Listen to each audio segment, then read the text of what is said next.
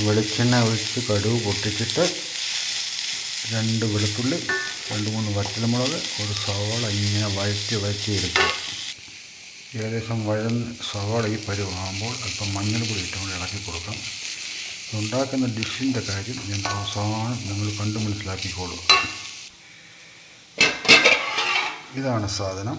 അച്ചിങ്ങ പയർ നമ്മൾ അല്പം വെള്ളം ഒഴിച്ച് ഉപ്പുമൊക്കെ പറ്റി വേവിച്ച് വെച്ചിരിക്കുക.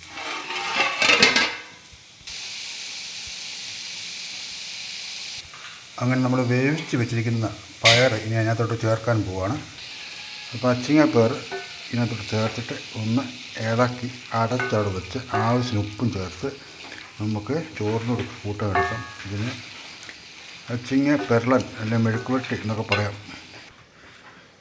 അങ്ങനെ നമ്മുടെ അച്ചിങ്ങ പെരളൻ മെഴുക്കുവരട്ടി എന്ന് പറയുന്ന സാധനം റെഡി ആയിട്ടുണ്ട്. ഇച്ചിരി ഒന്ന് വെള്ളം ഒക്കെ അതിനകത്ത് ആവി വറ്റി കഴിഞ്ഞ് നമുക്ക് സൂപ്പർ സാധനമാണ്.